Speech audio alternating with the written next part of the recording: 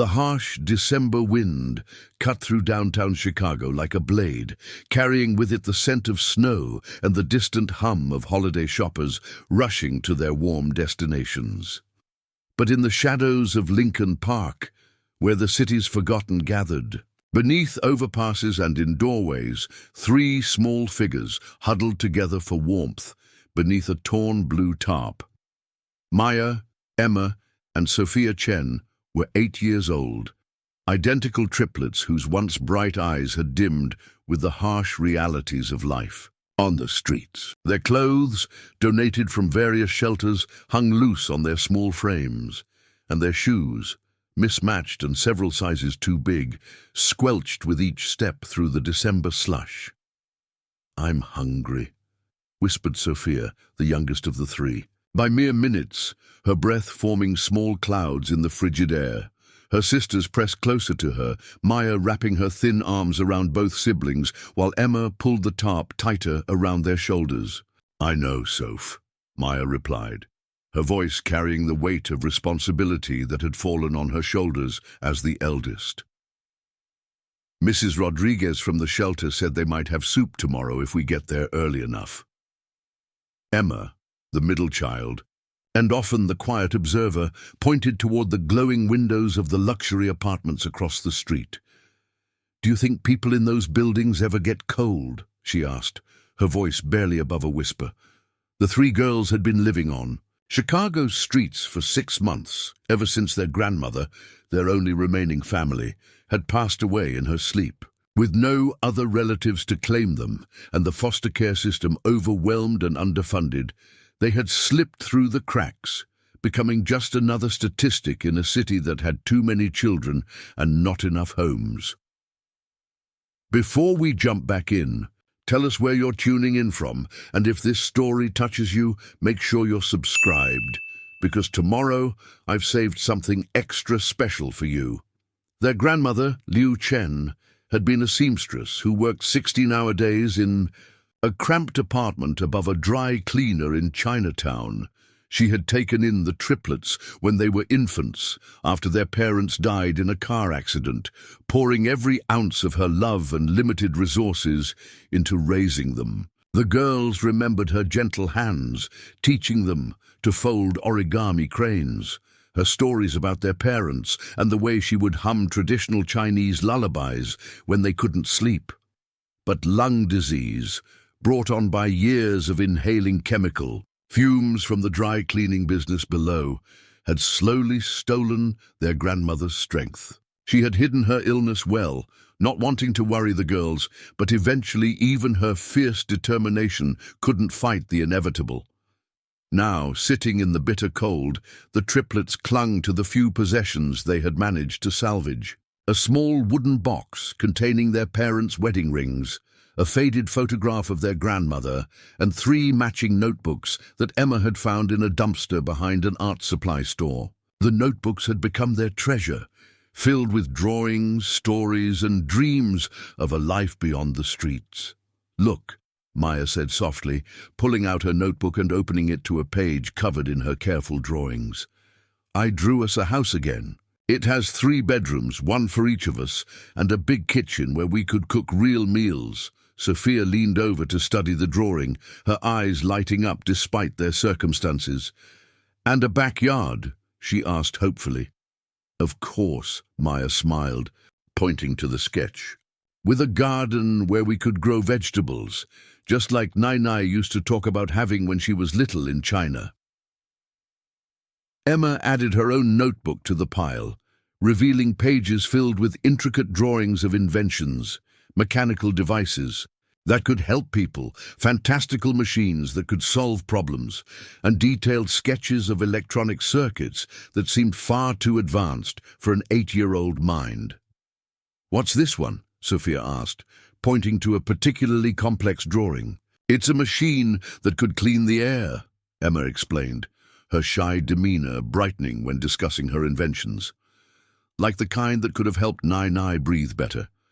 It uses special filters and something called electrostatic precipitation. I read about it in a book at the library before they kicked us out," The other two girls stared at their sister with a mixture of awe and confusion.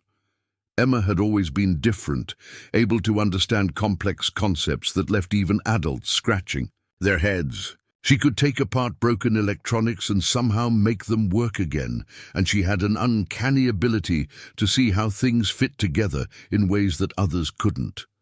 But her brilliance meant little when they had nowhere to sleep and nothing to eat. As the evening grew darker and colder, the triplets made their way to their usual sleeping spot, a recessed doorway behind an abandoned restaurant that offered minimal protection from the wind. They had discovered it 3 weeks earlier and had been grateful that no other homeless individuals had claimed it yet.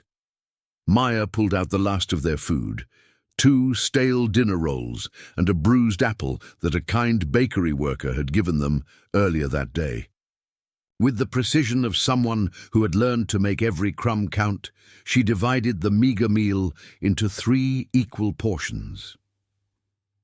"Emma should get the biggest piece of apple," Sophia said, pushing her portion toward her sister. "She needs brain. Food for all her smart thinking." "No way," Emma protested, pushing it back. "Maya needs more because she takes care of us." Maya watched her sisters argue over who deserved the larger portion, and her heart ached with a pain that had nothing to do with hunger. At 8 years old, she had become the mother, the protector, the decision-maker for their small family. The weight of keeping her sisters safe, fed and hopeful pressed down on her shoulders like a burden too heavy for her small frame. "We all eat the same," Maya declared with finality, the tone she had learned to use when she needed her sisters to listen. "We're a team, remember. Teams stick together, and teams share equally." As they ate their sparse meal, Emma pulled out a crumpled newspaper she had found earlier in the day. She had been teaching herself to read at an accelerated pace, devouring any written material she could find to feed her hungry mind. "Listen to this," she said, squinting at the text in the dim streetlight. "It says here that a man named Marcus Anderson donated $50 million to build a new children's hospital. $50 million! Can you imagine having that much money?" "What would you do with $50 million?" Sophia asked dreamily, already lost in the fantasy. Maya closed her eyes and pictured it. "I'd buy us a real house with heat and electricity, and I'd fill the refrigerator with so much food that we could eat whenever we wanted. And I'd get Emma all the science books she could read, and Sophia could have art supplies to draw with. I'd build my air cleaning machine," Emma added seriously, "and maybe invent something to help other kids who don't have homes. There's got to be a way to solve homelessness with the right technology." Sophia, ever the optimist despite their circumstances, had grander dreams.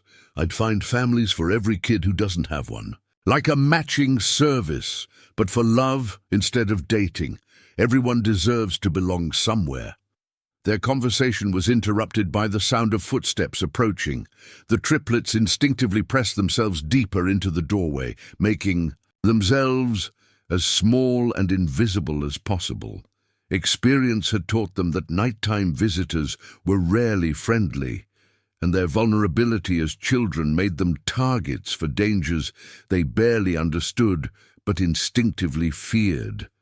But the footsteps passed by without stopping, and the girls slowly relaxed. Emma returned to her newspaper, reading aloud about local business news, political developments, and social events that felt like stories from another world entirely.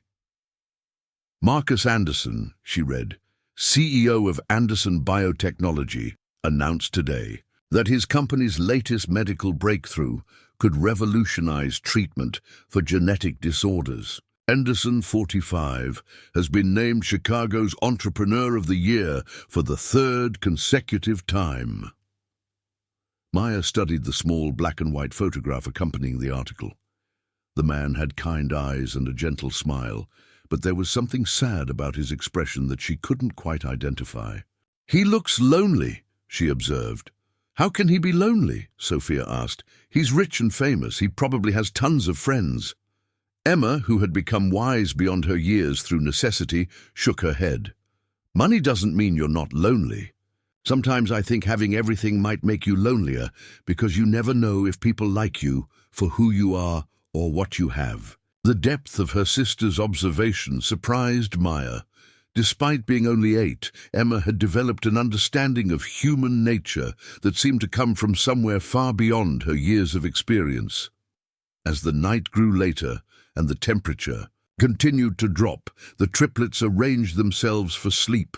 They had developed a system over the months, Maya in the middle with Emma and Sophia pressed against her sides, their shared body heat providing the only warmth they had.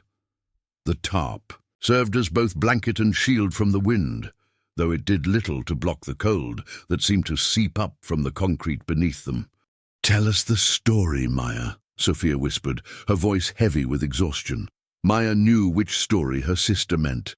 It was the one she told every night.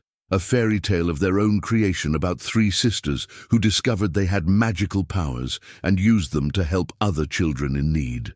It was a story of hope, of belonging, of a future where their current struggles would transform into strengths that could change the world.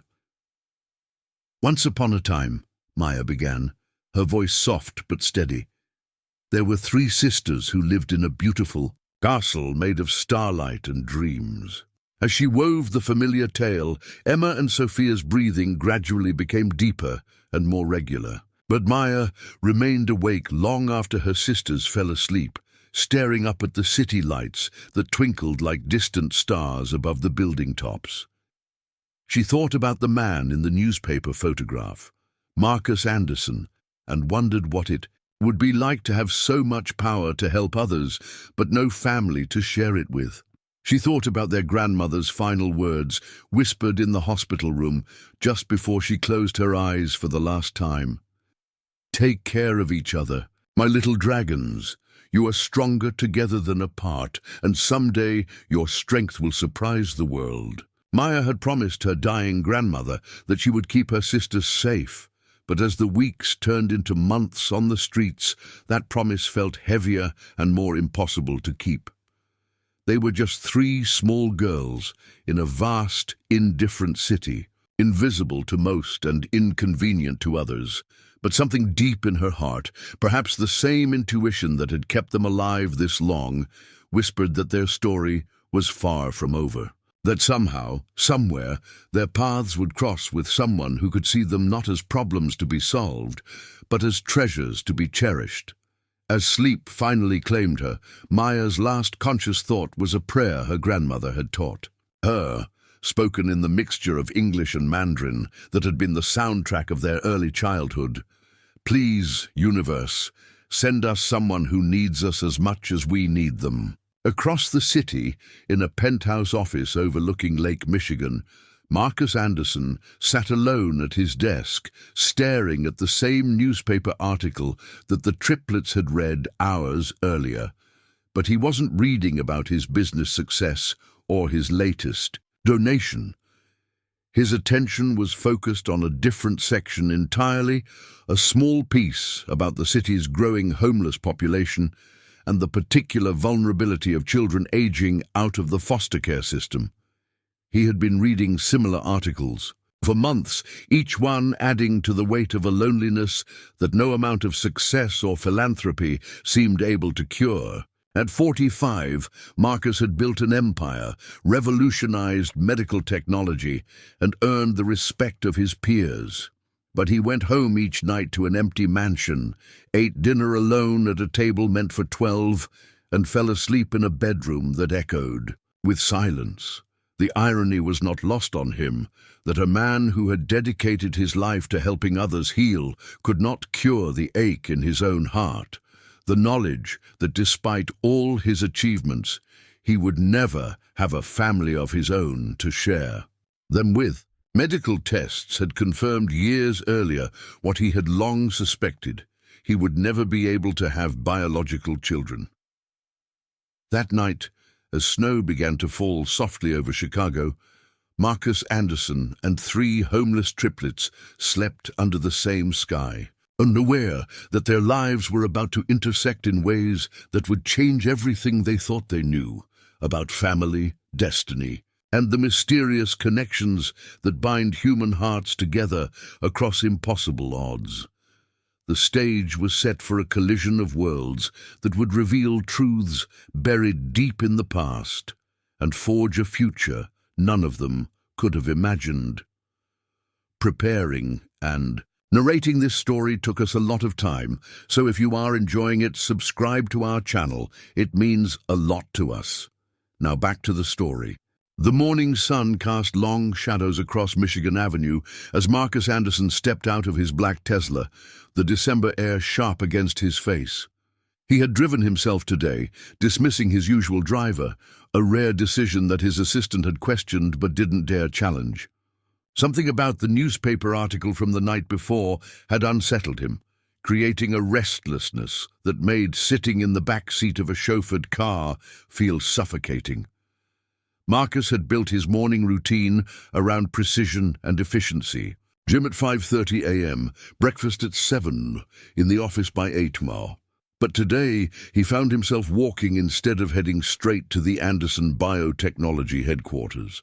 His feet carried him toward the area of downtown where Chicago's homeless population often gathered, though he couldn't articulate why. Anderson Biotechnology occupied 3 floors of a gleaming tower that Marcus had purchased outright 5 years earlier. The company specialized in developing treatments for rare genetic disorders, work that had made him wealthy beyond imagination, but had also been deeply personal since his diagnosis of Kallman syndrome, a condition that had stolen his ability to father children and left him feeling like a fraud every time someone called him a family man in business profiles. As he walked, Marcus's phone buzzed constantly with messages from his team.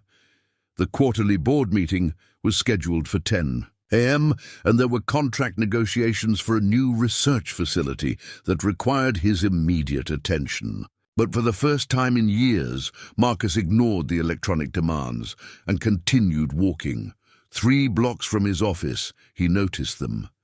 At first, they were just small figures moving with purpose through the morning crowd.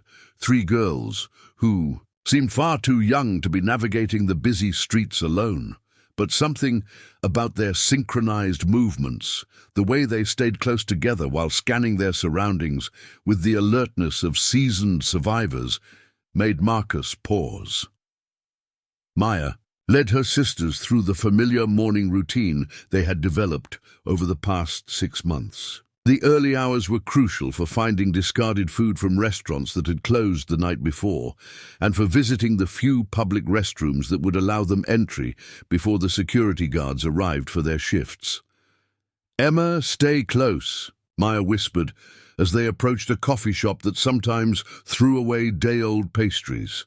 "And Sophia, remember what we practiced. If anyone asks where our parents are, what do we say?" "We're meeting our mom at the library," Sophia recited dutifully, though her stomach growled loudly enough that a passing businessman turned to stare. Emma had been unusually quiet that morning, clutching her notebook tighter than usual. During the night, she'd been working on a new invention sketch by the light of a street lamp, a device that could purify water using solar energy and basic filtration materials. The technical specifications were far beyond what any 8-year-old should understand, but Emma had always processed information differently, seeing connections and possibilities that others missed. "I think I figured out how to make clean water from rain," Emma announced as they ducked into an alley behind the coffee shop. "If we could build it, we wouldn't have to worry about getting sick from drinking from the fountain in the park." Maya looked at her sister's latest drawing, a complex diagram showing water flow, filtration chambers, and what appeared to be solar collection panels. The precision of the technical details was astounding, but Maya had learned not to question Emma's abilities. Her middle sister saw the world differently, understanding mechanical and scientific concepts with an intuition that seemed almost supernatural. "That's amazing, Em," Maya said genuinely. "Maybe someday you'll be able to build it for real." I could build it now if I had the right materials, Emma replied matter-of-factly. I just need copper tubing, activated charcoal, some basic electronic components, and a small solar panel. The engineering is actually pretty straightforward. Sophia rolled her eyes affectionately. Only you would think that's straightforward. I can barely tie my shoes properly. Their conversation was interrupted by the sound of the coffee shop's back door opening. A young employee emerged carrying a bag of what appeared to be leftover food items. The triplets pressed themselves against the brick wall, hoping to remain invisible until they could determine whether this person might be willing to help them or would chase them away. Marcus had been watching the interaction from the end of the alley, initially planning to simply observe and continue on his way. But something about the girls' body language, the way they made themselves small, the evident hunger in their careful attention to the food bag, the protective way the oldest positioned herself in front of her sisters, stirred something deep. In his chest, he approached slowly, not wanting to startle them. "Excuse me," he called softly. The three girls spun around, their faces immediately shifting into defensive masks. Maya stepped forward, her small chin raised with a courage that belied her circumstances. "We weren't doing anything wrong," she said quickly. "We're just waiting for our mom." Marcus recognized the lie immediately, not because he doubted their cleverness, but because he had spent years learning to read people's expressions in boardrooms and negotiations. These children were alone, afraid, and trying desperately to appear otherwise. "I'm sure you weren't doing anything wrong," Marcus replied gently, crouching down to bring himself closer to their eye level. "I'm Marcus. What are your names?" The girls exchanged glances, having a silent conversation that spoke to months of relying on each other for survival. Emma studied Marcus with analytical intensity, taking in his expensive coat, his genuine expression, and something in his eyes that she couldn't quite identify but instinctively trusted. "I'm Maya," the oldest finally said. "These are my sisters, Emma and Sophia." "Sisters," Marcus repeated, noting their identical features and the obvious bond between them. "Triplets?" Sophia nodded proudly. "We're exactly the same age, but Maya's still the boss because she was born first, even though it was only by 3 minutes. Despite the gravity of the situation, Marcus found himself smiling. There was something about Sophia's personality, bright and optimistic, despite their obvious circumstances, that reminded him of himself as a child, before life had taught him to be more guarded. "Are you hungry?" Marcus asked, noting their thin frames and the careful way they had been watching the coffee shop employee. "We're fine," Maya responded automatically, but her stomach chose that moment to growl audibly, betraying her words. Marcus gestured toward the coffee shop. "I was just about to get some breakfast myself. Would you like to join me? My treat." The offer hung in the air like a lifeline, but Maya's experience on the streets had taught her to be suspicious of adult kindness. Adults who offered help usually wanted something in return, and what they wanted was often dangerous for 3 young girls on their own. "Why?" she asked bluntly. The directness of the question caught Marcus off guard. In his business world, conversations were layered with subtext and hidden agendas. But this 8-year-old girl was demanding honesty with a clarity that he found both refreshing and humbling. "Because," Marcus said slowly, considering his words carefully, "you remind me of myself when I was your age, and because everyone deserves a hot meal on a cold morning." Emma had been studying Marcus throughout this exchange, and something in his manner had activated her exceptional ability to read people. "You're sad about something," she observed with startling directness. "Not the same kind of sad as us, but sad in a different way." Marcus felt his breath catch. This middle child, with her penetrating gaze and analytical mind, had seen through his professional facade in seconds. It was both unsettling and oddly comforting to be understood so completely by someone so young. You're very perceptive, Marcus acknowledged. Yes, I suppose I am sad about something. What are you sad about? Sophia asked with the innocent curiosity that only children possessed. Marcus found himself in the unprecedented position of being asked to be vulnerable by 3 homeless children in an alley behind a coffee shop. Every instinct told him to deflect, to maintain the professional distance that had served him well in business. But something about their situation, their obvious need, their surprising wisdom, their fearless honesty, made him want to respond. With equal truth, I'm sad because I have a very big house, but no family to share it with, Marcus said simply. I have lots of money to buy things, but no one special to buy things for. I suppose we're all missing something important. The triplets absorbed this information with the seriousness of children who had learned that adult emotions were complex and often contradictory. Maya's protective instincts warred with her growing sense that this man might be different from other adults they had encountered. If you're lonely, Emma said thoughtfully, and we don't have anywhere to live, maybe we could help each other. The simplicity of the suggestion hit Marcus like a physical force. In one sentence, this 8-year-old girl had identified a solution that his team of therapists, business advisors, and life coaches had never managed to articulate. The idea of helping each other rather than him simply helping them reframed the entire interaction. Marcus paused, struck by the profound wisdom in Emma's words. That's actually a very smart way to think about it. Emma's the smartest and person we know, Sophia said proudly. She can fix broken things and invent stuff and read really hard books. She's going to change the world someday. Marcus looked at Emma with new interest. The notebook she clutched contained pages visible through the worn cover, technical drawings that seemed far too advanced for a child her age. What kind of things do you like to invent? Emma's shyness began to melt away as she opened her notebook to show Marcus her latest water purification design.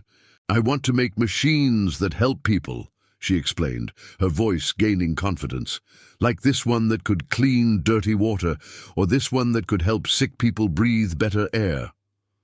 As Marcus studied the drawings, his expression shifted, from polite interest to genuine amazement. The technical concepts were not only sound, but demonstrated an understanding of engineering principles that many college students would struggle to grasp. The solar panel positioning was optimized for maximum efficiency. The filtration system showed an understanding of chemistry and physics, and the overall design revealed a mind that could visualize complex mechanical relationships. Emma, Marcus said slowly, where did you learn about these concepts?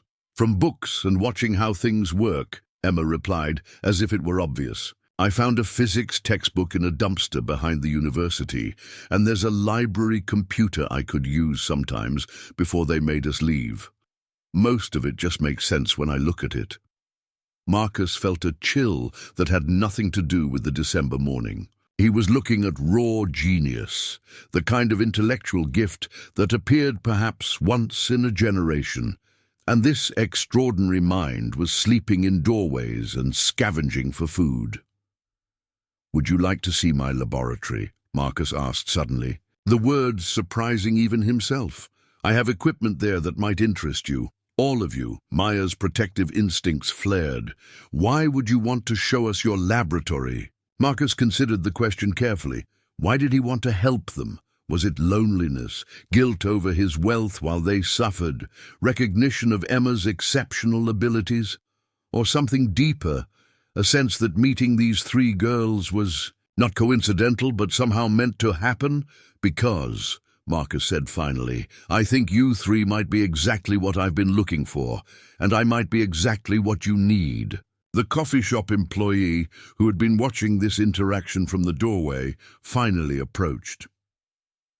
Hey, are you kids okay? Do you need me to call someone? We're fine, Maya said quickly, but Marcus noticed how all three girls tensed at the suggestion of official intervention. Actually, Marcus said, standing and pulling out his business card, they're with me. I'm Marcus Anderson. Perhaps you've heard of Anderson Biotechnology? The employee's eyes widened in recognition. Marcus Anderson was one of Chicago's most prominent philanthropists, frequently featured in local news for his charitable contributions and medical breakthroughs. The employee nodded respectfully and retreated, leaving the small group alone in the alley. "You're famous," Sophia observed, with wonder. "In some circles," Marcus acknowledged, "but fame doesn't make you less lonely. Money doesn't either. Sometimes the most important things can't be bought. They have to be built, person by person, choice by choice." Maya studied Marcus's face, searching for signs of deception or hidden motives. What she saw instead was a loneliness that matched their own, though expressed differently. Where their need was immediate and physical, his seemed deeper and more complex, the ache of someone who had everything material success could provide, but lacked the human connections that gave life meaning. "If we came to see your laboratory," Maya said carefully, "could we leave whenever we wanted?" "Of course," Marcus replied immediately. "You would never be trapped anywhere. That's a promise." Emma looked up from her notebook where she had been sketching something new, a quick drawing of what appeared to be Marcus, standing with the three of them.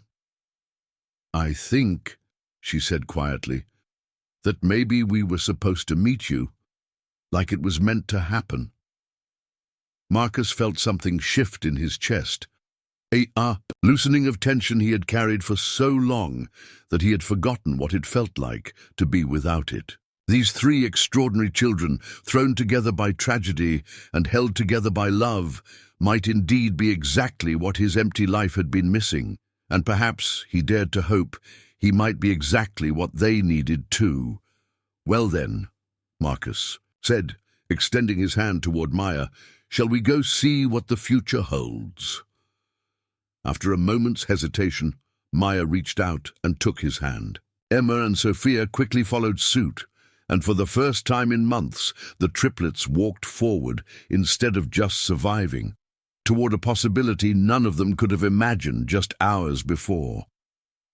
The Anderson Biotechnology Building rose 43 stories into the Chicago skyline, its glass facade reflecting the winter morning sun like a crystal tower. As Marcus led the triplets through the marble lobby, past security guards who nodded respectfully and employees who did double takes at the sight of their CEO with three young children, Maya felt as though they had stepped into a different universe entirely. "Mr. Anderson," his assistant Rebecca Martinez called out as they approached the private elevator. "The board meeting is in 20 minutes, and the Henderson contract needs your signature before—" She stopped mid-sentence, noticing the three girls flanking Marcus like small sentinels. "Cancel the meeting," Marcus said without hesitation. "Reschedule everything until tomorrow. Today, I have more important business." Rebecca's mouth opened slightly in shock. In 5 years of working for Marcus Anderson, she had never known him to cancel a board meeting. He lived and breathed his schedule, treating time as his most precious commodity. Yet here he was, dismissing millions of dollars in negotiations for 3 homeless children he had apparently just met. "Sir, the board won't understand? Then tell them I'm investing in the future," Marcus replied, guiding the girls into his private elevator. Sometimes the most important investments can't be measured in quarterly reports. As the elevator climbed silently toward the 38th floor, Sophia pressed her face against the glass walls, watching the city shrink below them. "We're so high up," she breathed. "It's like being in an airplane, but without having to go anywhere." Emma stood quietly in the center of the elevator, her notebook clutched against her chest, but her eyes were taking in every detail of the advanced technology surrounding them. The elevator's control panel featured touch-screen interfaces and biometric scanners that made her fingers itch to explore and understand how they functioned. Maya remained close to the elevator doors, her body language still poised for flight, despite Marcus's reassurances. Trust was a luxury she couldn't afford, especially when her sister's safety depended on her judgment. But something about Marcus's casual dismissal of what were obviously important business obligations gave her pause. Either he was the most elaborate predator they had ever encountered, or he genuinely valued their company more than his corporate responsibilities. The elevator opened directly into Marcus's private laboratory, and all three girls fell silent, in wonder. The space was vast and gleaming, filled with equipment that looked like it belonged in a science fiction movie. Microscopes with holographic displays projected three-dimensional molecular structures into the air.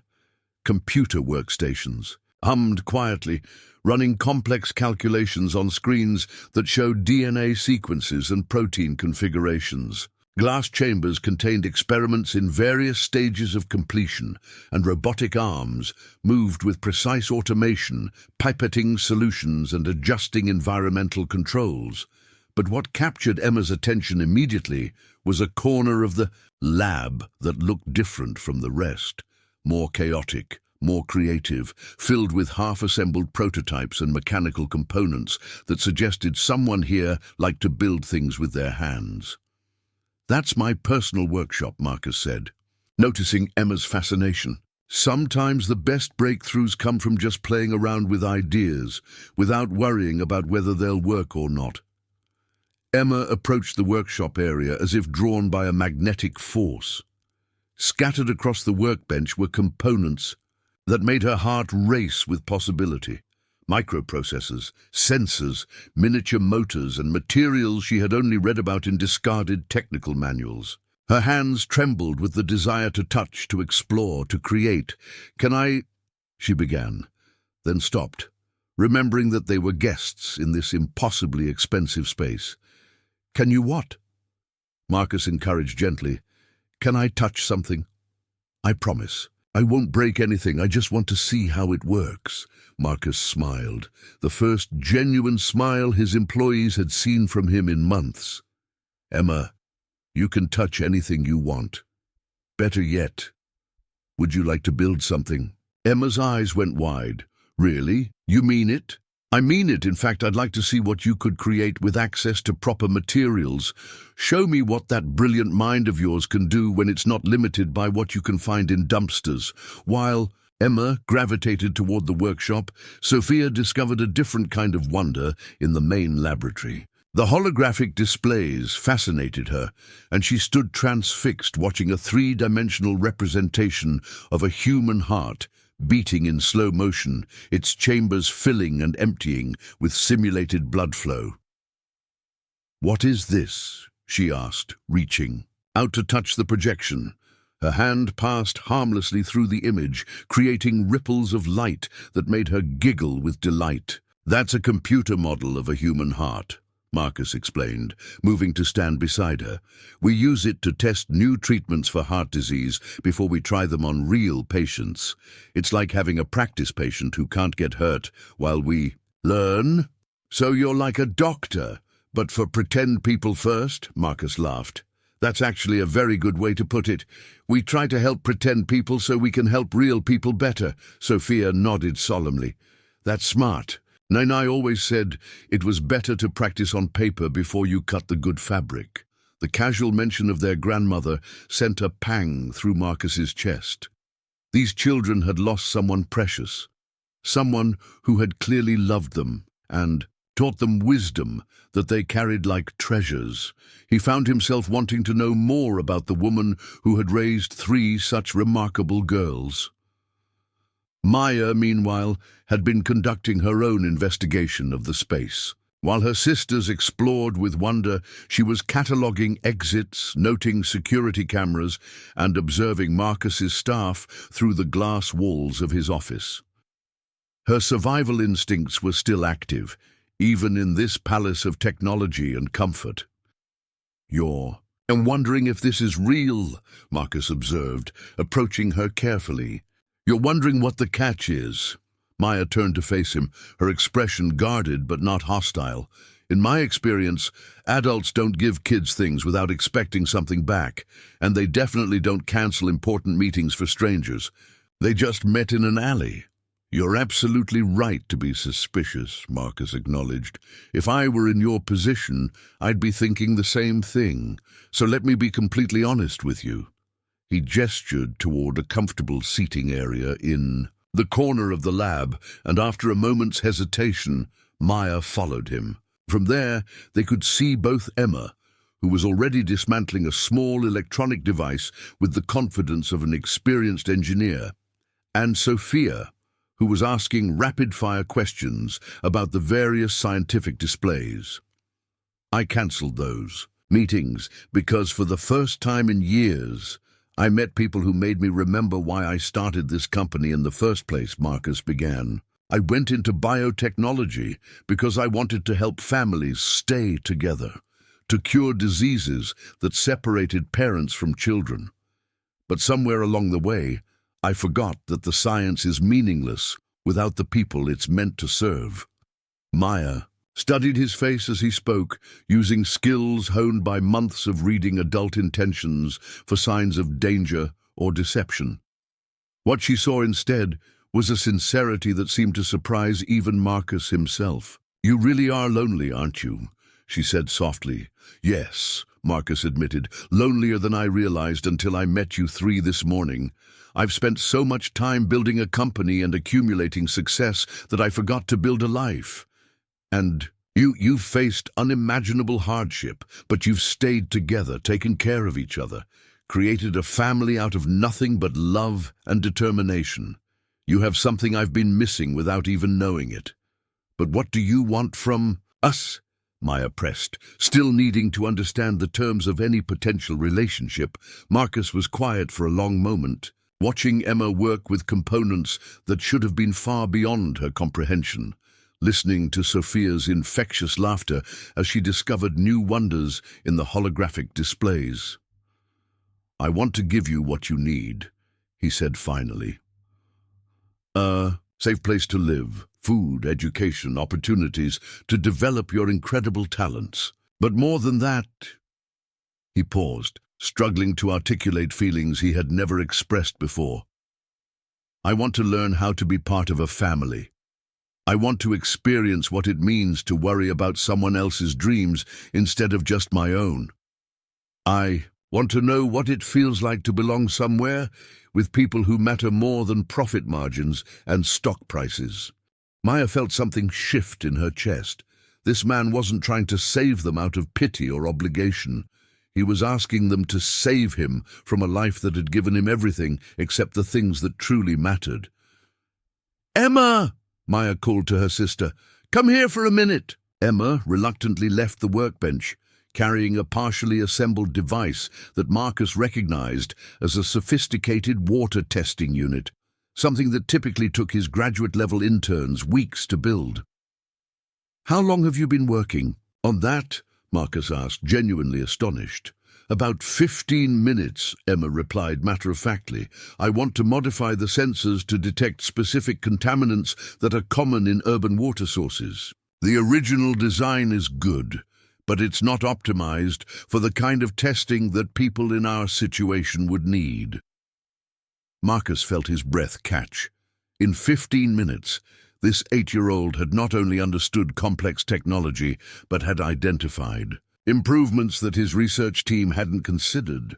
Emma wasn't just gifted, she was operating on a level of intuitive understanding that bordered on the miraculous. "Emma," Maya said carefully, "Mr. Anderson is offering to help us, all of us. He wants us to live with him and he wants to take care of us, but he also wants us to help him learn how to be a family. What do you think?" Emma looked between Marcus and her sisters, her analytical mind processing variables that went far beyond the technical problems she usually solved. She saw Marcus's loneliness, recognized it as a different kind of homelessness than what they experienced. She saw his genuine amazement at her abilities, not the dismissive attitude most adults showed toward children's ideas. And she saw something else, a man who had spent years building things but had never learned how to build relationships. "I think," Emma said slowly, "that maybe we could fix each other. Like, he has resources but no family, and we have family, but no resources. It's like two broken machines that might work if you connect them the right way." Sophia, who had been listening from across the room, bounced over to join the conversation. "Are we talking about Mr. Anderson adopting us? Like, becoming our new dad?"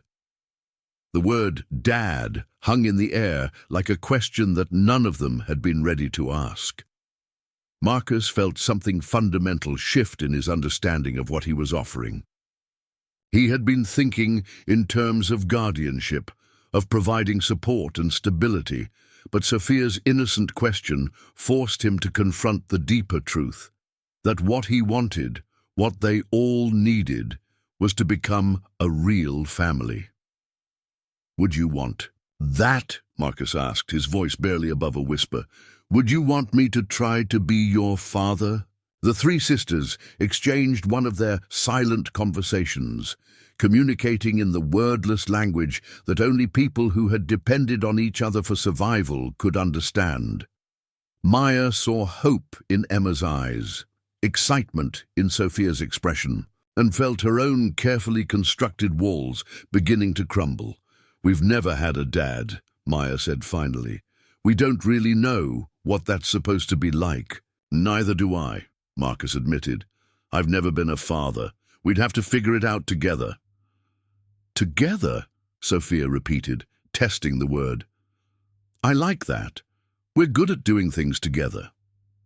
Emma nodded thoughtfully. "And if we're going to be a family, I could help you improve some of the designs I saw in your lab.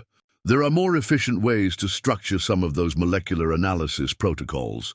Marcus laughed, a sound of pure joy that seemed to surprise him. "Emma, I think you're going to revolutionize my entire company." "Only if you want me to," Emma replied seriously. "I wouldn't want to mess up anything important." "Sweetheart," Marcus said, kneeling down to her level, "I have a feeling that you three are going to be the most important thing that ever happened to me." Maya felt the last of her resistance melting away, not because Marcus had convinced her with words, but because she could see the change in her sisters already. Emma was vibrating with excitement at the thought of unlimited access to proper scientific equipment. Sophia was practically glowing with the prospect of having a stable home and someone to take care of them. And Maya herself felt something she had almost forgotten, the possibility of being a child instead of a guardian, of having someone else share the responsibility of keeping her family safe. "Okay," Maya said, the word coming out stronger than she felt. "We'll try, but you have to promise us something." "Anything," Marcus replied immediately. "Promise that if this doesn't work out, if we're not what you expected, or if you change your mind, you'll help us find somewhere else to go. You won't just abandon us." Marcus reached out and took Maya's hands in his, noting how small and cold they were, how much responsibility they had carried. "Maya, I promise you that will never happen. We're going to figure this out together, all four of us, and no matter what challenges we face them as a family." As the afternoon sun streamed through the laboratory windows, casting rainbow patterns through the prismatic equipment, four people who had been incomplete in different ways began the delicate process of becoming whole. None of them knew that their decision to trust each other would uncover secrets that had been buried for years, or that the family they were building together was connected by bonds far deeper than choice or circumstance. But for now, it was enough. To begin, Marcus's Lake Forest mansion sat on 12 acres of pristine Illinois countryside, its Georgian colonial architecture commanding a view of Lake Michigan that stretched to the horizon. As their car wound up the circular driveway, lined with snow-dusted oak trees, The triplets pressed their faces against the windows in stunned silence. "Is this a hotel?" Sophia whispered, staring at the mansion's imposing facade with its towering columns and countless windows that gleamed like jewels in the afternoon sun. "No, sweetheart," Marcus replied from the driver's seat, suddenly seeing his home through their eyes and feeling uncomfortable with its excessive grandeur. "This is where I live, where we'll live, if you're comfortable here." Maya counted the windows on just the front of the house, 27, and tried to imagine what it would be like to have so much space that you couldn't see all of it from one spot. Their entire previous existence could have fit into what appeared to be just the front entryway. Emma, characteristically, was more interested in the practical aspects. "How do you heat a place this big? The energy costs must be enormous unless you have a really efficient system. And the electrical load? Do you have solar panels? Wind generation?" Marcus smiled, once again struck by Emma's ability to cut straight to the technical heart of any situation. "Actually, yes, the house is almost completely self-sufficient. Solar arrays on the roof, geothermal heating and cooling, and a small wind turbine hidden behind those trees. I retrofitted it about 3 years ago." "Can I see the systems?" Emma asked eagerly. "I've been wanting to understand large-scale renewable energy applications." "Emma," Maya warned gently, "we just got here. Maybe let Mr. Anderson show us around first." "Actually," Marcus said, pulling the car to a stop in front of the grand entrance, "I'd love to show Emma the systems. And please, all of you, call me Marcus, or Dad if that feels right. Mr. Anderson makes me sound like a stranger." The word Dad sent a flutter through all 3 girls. It was foreign and wonderful and terrifying all at once. They had never called anyone father, had never had that kind of relationship to reference. But something about Marcus's gentle suggestion made it feel like a possibility worth exploring. Mrs. Catherine Walsh, Marcus's longtime housekeeper, opened the front door before they could ring the bell. She was a woman in her 60s with silver hair pulled back in a practical bun, and kind eyes that had seen many changes in the Anderson household over the years. But nothing had prepared her for the sight of her bachelor employer arriving home with 3 young children who looked like they'd been living rough. "Mr. Anderson," she said carefully, her Irish accent still faint after 40 years in America, "you didn't mention you were bringing guests." "Catherine, these are my daughters," Marcus said, the words feeling strange but wonderful in his mouth. "Maya, Emma, and Sophia. Girls, this is Mrs. Walsh. She helps keep this big house running smoothly." Mrs. Walsh's eyebrows rose slightly at the word daughters, but her expression quickly shifted to one of warm welcome. She had worked for Marcus long enough to recognize genuine happiness when she saw it. And there was something different about him today, a lightness that had been absent for years. "Well then," she said, clapping her hands together. "Welcome home, girls. I imagine you're hungry. When was the last time you had a proper meal?" The triplets exchanged glances, suddenly aware of their appearance in this pristine environment. Their clothes were clean, but obviously second-hand, their shoes worn, their hair in need of professional attention. Maya felt a familiar surge of embarrassment about their circumstances. "We ate this morning," Maya said quietly, not mentioning that eating had consisted of sharing a single bagel found behind a bakery. Mrs. Walsh's experienced eye took in their thin frames and the careful way they stood close together, and her heart immediately went out to them. "Well, you'll eat again soon. I was just preparing dinner, roast chicken, mashed potatoes, green beans from the garden. Does that sound good?" "From your own garden?" Emma asked with interest. "Do you grow them hydroponically or in soil? What kind of fertilizer do you use?" Mrs. Walsh looked delighted by Emma's questions. "Soil, love, the old-fashioned way. Compost from the kitchen scraps and natural fertilizers. Would you like to see the greenhouse?" "Could I?" "I've been designing a vertical growing system that could work in small spaces. but I've never seen a real greenhouse operation." Marcus watched this exchange with growing amazement. Even Mrs. Walsh, who was typically reserved with strangers, was immediately drawn to Emma's genuine curiosity and intelligence. "But first," Marcus interrupted gently, "let's get you settled. Mrs. Walsh, could you prepare the blue guest suite for Maya, the yellow room for Sophia, and the green room for Emma? I want each of them to have their own space." "Our own rooms?" Sophia's voice was barely a whisper. "Each of us gets our own room." "Of course," Marcus replied, puzzled by her reaction until he remembered that they had been sleeping together for warmth and protection for months.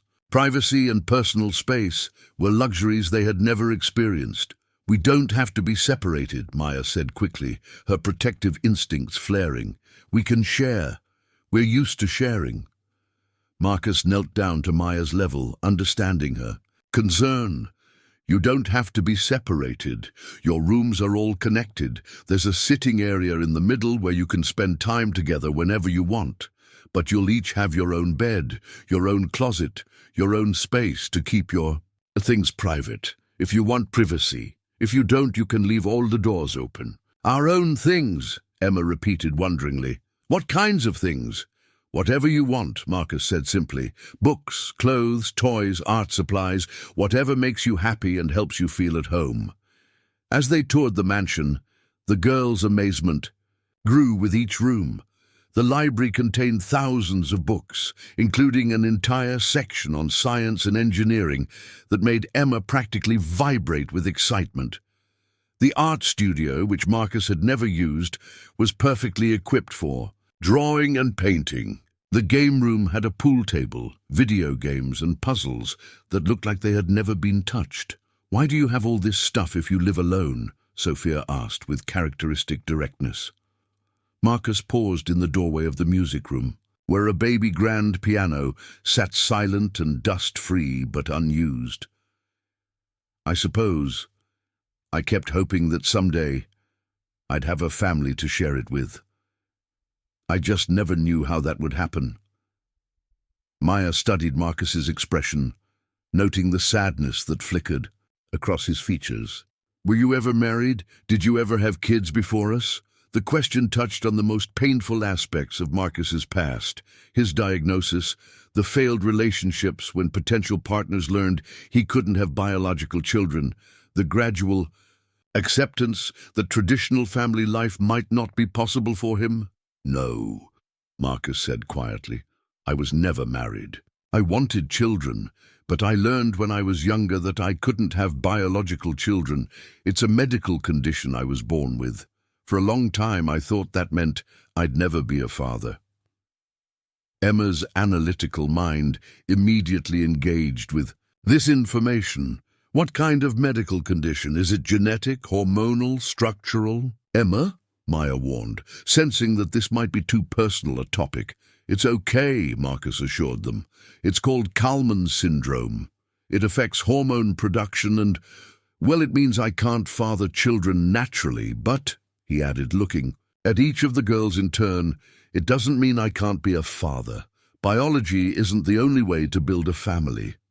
Like how Nai wasn't our real grandmother, but she was our real grandmother," Sophia said, understanding immediately. "Exactly like that," Marcus confirmed, touched by Sophia's insight. The tour continued to the girls' new rooms, and each space seemed designed to appeal to their individual personalities. Maya's room was decorated in calming blues and had a window seat overlooking the garden where she could watch over her sister's play. Emma's room connected to a small workshop space where she could tinker and invent to her heart's content. Sophia's room was bright and cheerful, with an easel set up near large windows that provided perfect light for drawing. "These rooms," Maya said slowly, "they're like you knew us before you met us." Marcus looked around the spaces that his decorator had prepared years earlier for hypothetical children he never expected to have. "Maybe I did, in a way. Maybe I was preparing for you without knowing it." That evening, after baths in marble bathrooms larger than any space they had ever lived in, the girls sat down to their first family dinner. Mrs. Walsh had prepared a feast that felt like Thanksgiving and Christmas combined, but more important than the food was the experience of sitting around a table together, of having conversations that weren't about survival or immediate needs. "So," Marcus said, carving the roast chicken with hands that were slightly shaky with nervousness, "tell me about your dreams. What do you want to be when you grow up?" Emma immediately launched into a detailed explanation of her desire to become a biomedical engineer, specifically focusing on developing low-cost medical devices for underserved populations. Her knowledge of current research and technological limitations was so advanced that Marcus found himself taking mental notes for his own company's R&D department. Sophia's dream was more creative. She wanted to become a children's book illustrator and write stories that would help kids who were going through difficult times feel less alone. She had been working on a story about three sisters who discovered they had magical powers that only worked when they were together. Maya's answer was more complex. "I want to help kids like us," she said carefully. "I want to change the system so that fewer children fall through the cracks. I don't know exactly how yet. Maybe become a social worker or a lawyer or start an organization. I just know that no kid should have to live the way we've been living." Marcus felt his throat tighten with emotion. These three remarkable girls, despite everything they had endured, dreamed not of personal gain, but of helping others. Their experiences had not made them bitter or selfish. Instead, they had developed empathy and purpose that many adults never achieved. "Those are beautiful dreams," he said sincerely, "and I want to help all of you achieve them. We'll get you the best education possible, connect you with mentors and opportunities, and support whatever paths you choose to follow." "What about your dreams?" Emma asked. "What did you want to be when you were our age?" Marcus thought back to his childhood, remembering a boy who had been fascinated by science but had also dreamed of having a big family, of being the kind of father who was present and engaged rather than distant and critical, like his own father had been. "I wanted to be a scientist who could cure diseases," he said.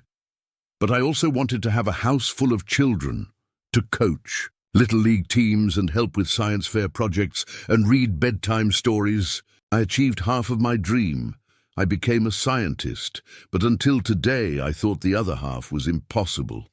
"Well," Sophia said matter-of-factly, reaching for another dinner roll, "now you can help with our science fair projects. Emma will probably win every year." "I don't want to win," Emma protested.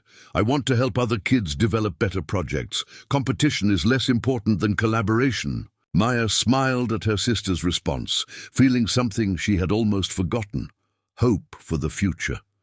For the first time in months, she wasn't worried about where they would sleep or what they would eat tomorrow.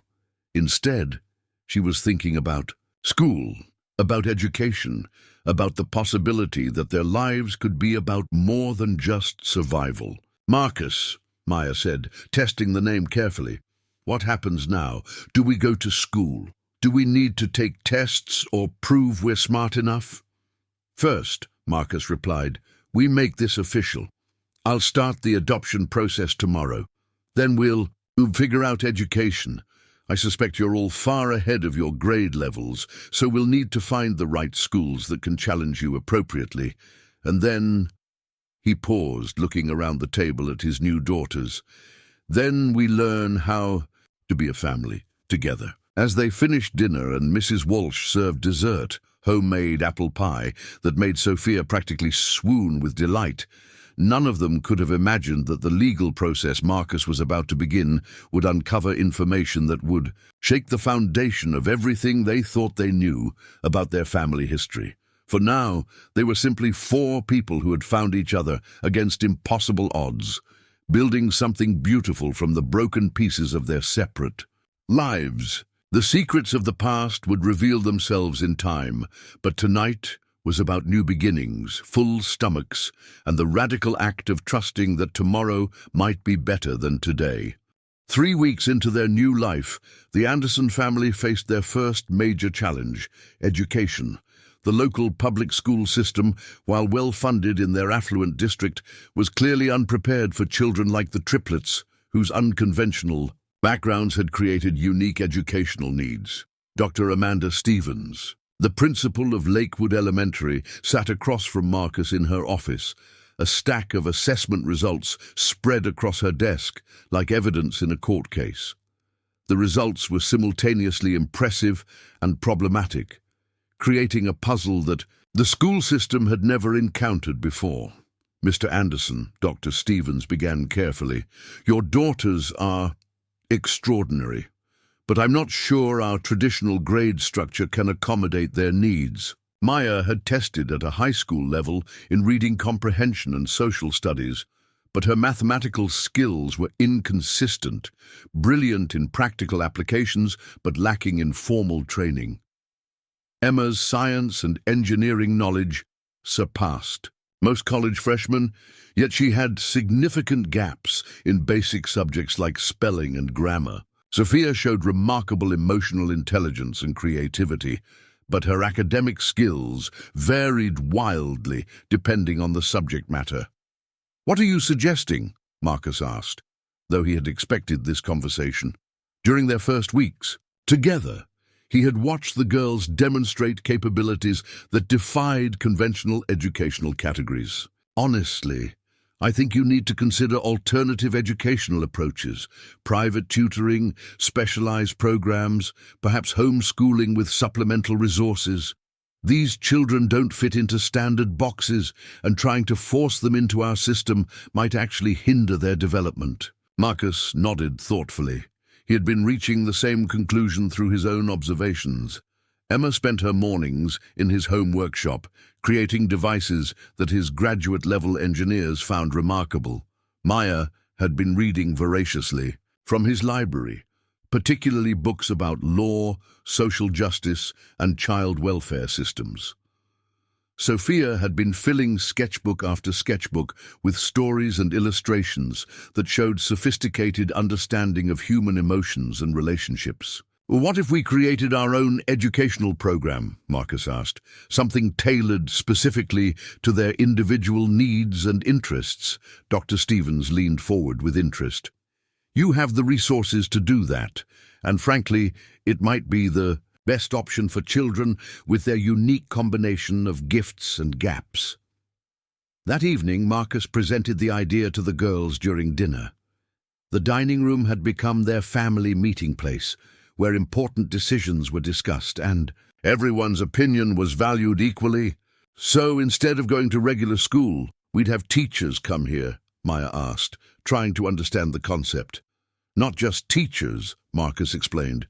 "Tutors, mentors, experts in different fields. We design your education around your interests and abilities, not around what other kids your age are supposed to be learning." Emma's eyes lit up with excitement.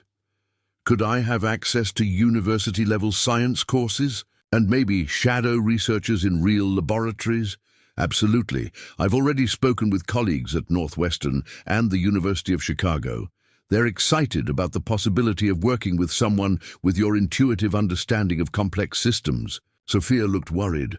"But what about friends? Won't we be lonely if we don't go to school with other kids?" Marcus had anticipated this concern. Sophia's social nature was one of her defining characteristics, and isolation would be particularly harmful for her development. "We'll make sure you have plenty of opportunities to interact with peers," Marcus assured her. "Art classes, sports teams, community groups, summer camps, plus there are other families in Chicago who've chosen alternative education paths. I've been researching networks of families who might be good matches for playdates and group activities." Maya, ever the pragmatist, asked the most important question. "What about college? Will we still be able to get into universities if we don't go to traditional schools?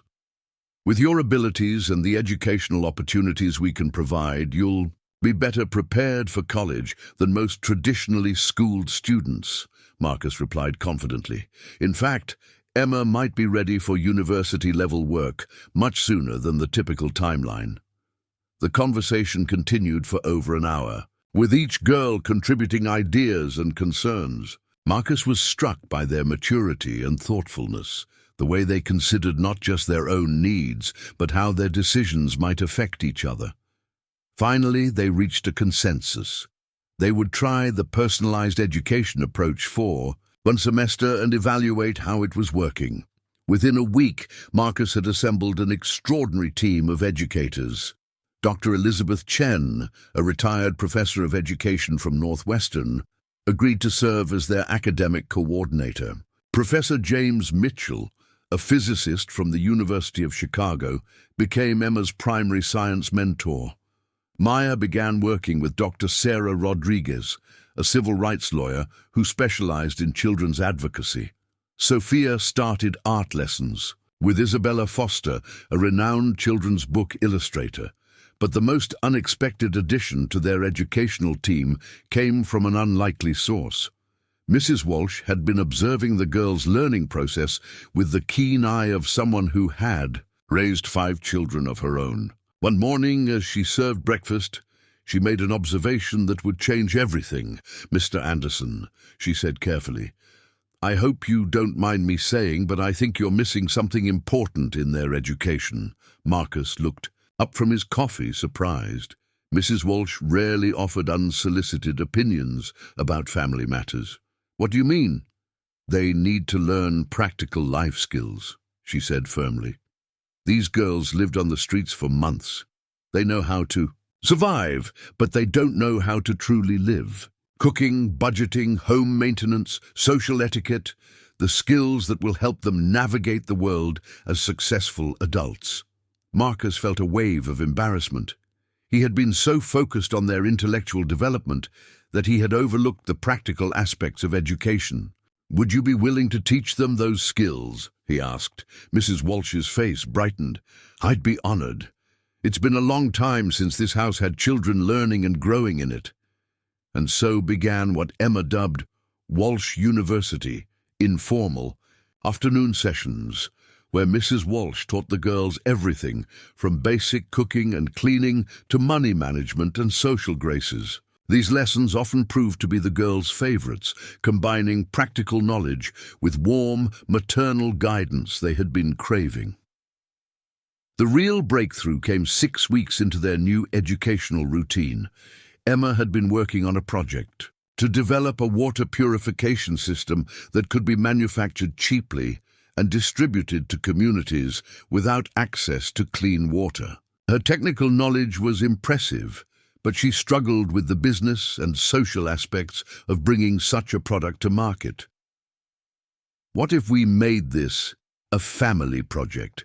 Marcus suggested during one of their evening discussions. "Emma provides the technical innovation, Maya researches the legal and social justice aspects, and Sophia develops the marketing and communication strategies." The idea energized all 3 girls. Suddenly, their individual educations became interconnected, each sister contributing her unique strengths to a shared goal. Maya dove into research about international development law, water rights, and the regulatory processes for bringing medical devices to underserved markets. Sophia began creating compelling visual presentations about the human impact of water scarcity, developing characters and stories that could help potential investors and partners understand the emotional significance of Emma's invention. Emma's device evolved rapidly under this collaborative approach, with Maya's research informing the practical constraints and Sophia's storytelling highlighting the human needs. Emma's engineering became more focused and purposeful. Marcus watched his daughters work together and felt a pride he had never experienced. Before, they were not just learning academic subjects, they were learning to combine their individual gifts into something greater than the sum of its parts. The project also revealed something unexpected about their family dynamic. While each girl had distinct abilities, they functioned best when working as a team. Maya's protective instincts made her an excellent project manager, ensuring that everyone's contributions were valued and integrated. Emma's analytical mind could break down complex problems into manageable components. Sophia's emotional intelligence helped them communicate their ideas effectively and stay motivated when challenges arose. "You know what's remarkable about you three?" Marcus observed one evening as they worked together in his study, papers and prototypes scattered across every surface. "You've learned to think collectively. Most people spend their entire careers trying to develop that kind of collaborative intelligence." "We had to learn it to survive," Maya replied simply. "When you only have each other, you figure out how to make it work." Marcus felt the familiar tightness in his throat that came whenever. The girls made casual references to their time on the streets. Their experiences had been traumatic, but they had also forged bonds and skills that many people never developed. Dr. Chen, their academic coordinator, was equally impressed when she evaluated their progress after 2 months of alternative education. "I've never seen children advance so rapidly," she told Marcus during their monthly review meeting. "Maya is reading at a college level, and her analytical writing would be impressive in a graduate program. Emma's scientific understanding is genuinely remarkable. She's identified research questions that my colleagues at the university find intriguing. And Sophia's creative work shows both technical skill and emotional depth that's extraordinary. For her age, more importantly," Dr. Chen continued, "they're developing critical thinking skills and collaborative abilities that will serve them well, regardless of what career paths they choose. This educational approach is producing results that traditional schooling simply couldn't achieve." Marcus felt a deep satisfaction that went beyond pride in his daughter's academic achievements. He was learning that being a father meant more than providing resources and opportunities. It meant recognizing each child's unique potential and creating an environment where that potential could flourish. But perhaps the most significant development during this period was not academic at all. It was the gradual transformation of their house into a home. The girls had begun personalizing their spaces, filling them with projects, artwork, and the accumulated treasures of childhood. Emma's workshop buzzed with half-completed inventions and scientific experiments. Maya's room became a command center for their collaborative projects, with charts and timelines covering the walls. Sophia's space overflowed with art supplies and storyboards for her latest creative endeavors. More importantly, they had developed family traditions, Sunday morning pancakes that everyone helped prepare, evening walks around the property where they discussed their days and planned for tomorrow, weekly movie nights where they took turns choosing films and debated the stories afterward.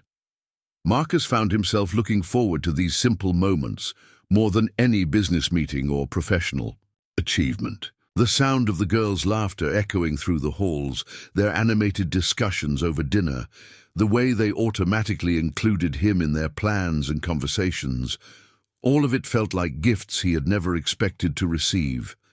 But as their first 3 months together drew to a close, Marcus began the formal adoption process that would make their family legal and permanent. He had no idea that the background investigations and documentation required for adoption would uncover information that would challenge everything they thought they knew about how they had come to be together.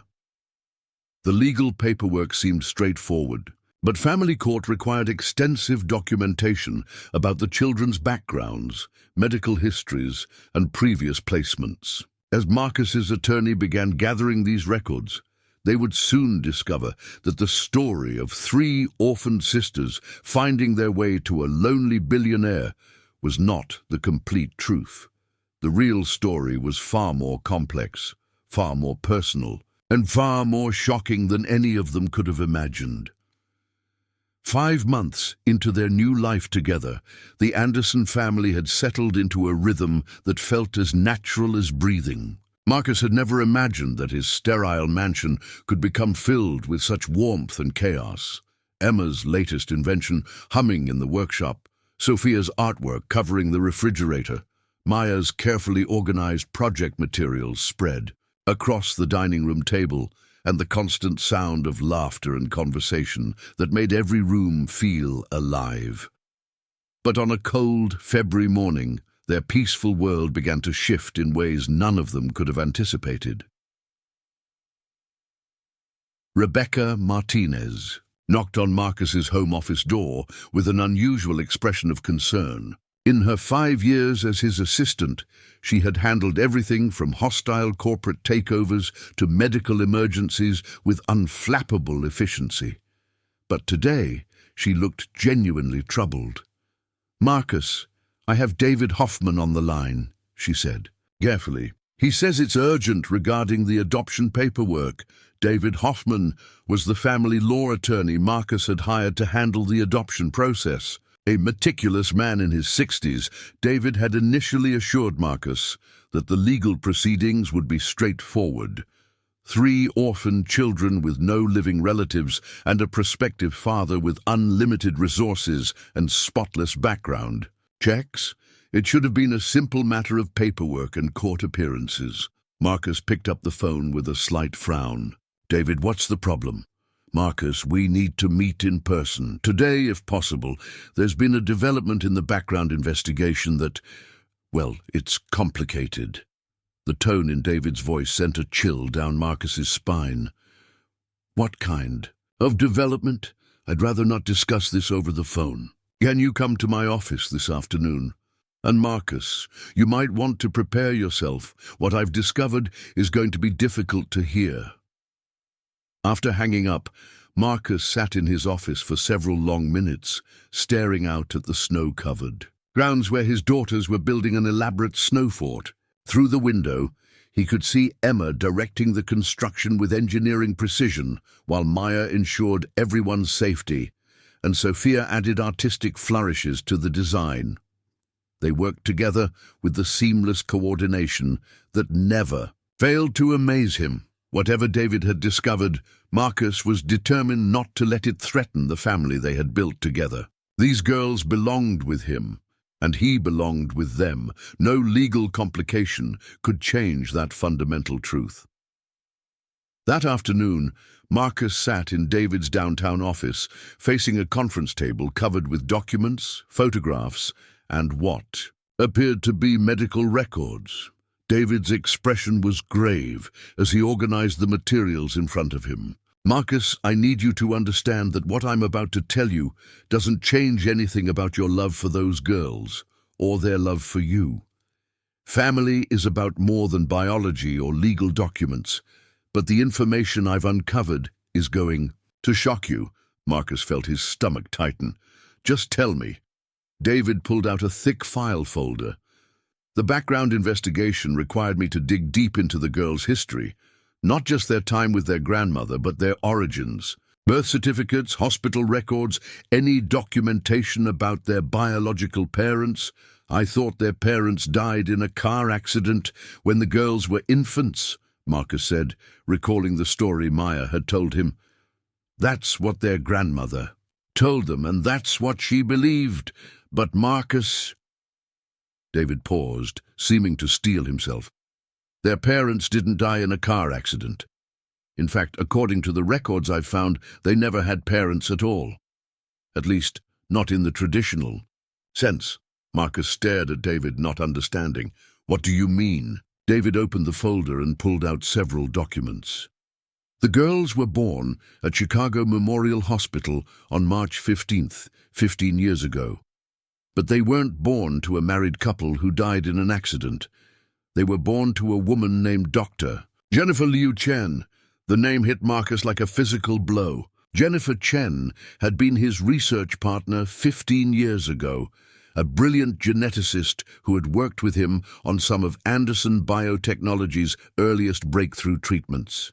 She had also been the woman he had been in love with before his Kallman syndrome diagnosis had ended their relationship. Jennifer Chen, Marcus whispered, memories flooding back.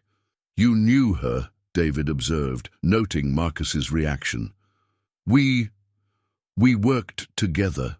We were involved briefly. But that was 15 years ago, and she left Chicago after things ended, David nodded grimly. According to these records, Dr. Chen was working on experimental fertility treatments at the time, specifically treatments for men with Kallman syndrome and similar conditions that prevent natural conception. Marcus felt the room spinning slightly. What are you saying? Marcus, I need you to look at these medical records very carefully. David spread several documents across the table. Dr. Chen was conducting research into artificial reproductive technologies. The records show that she had access to genetic material from her research subjects. The implications began to crystallize in Marcus's mind, but he couldn't allow himself to believe what David was suggesting. The girls, David continued, were not conceived naturally. According to the laboratory records I found, they were the result of experimental reproductive procedures using genetic material from multiple subjects in Dr. Chen's research program. Marcus's hands trembled as he reached for the documents.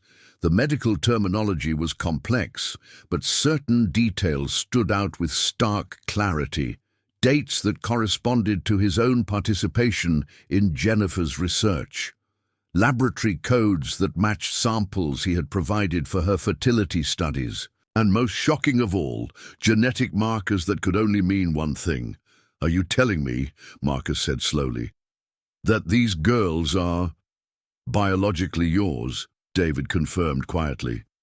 At least partially. The procedures Dr. Chen used were experimental and complex, but the DNA evidence is clear. You are their biological father.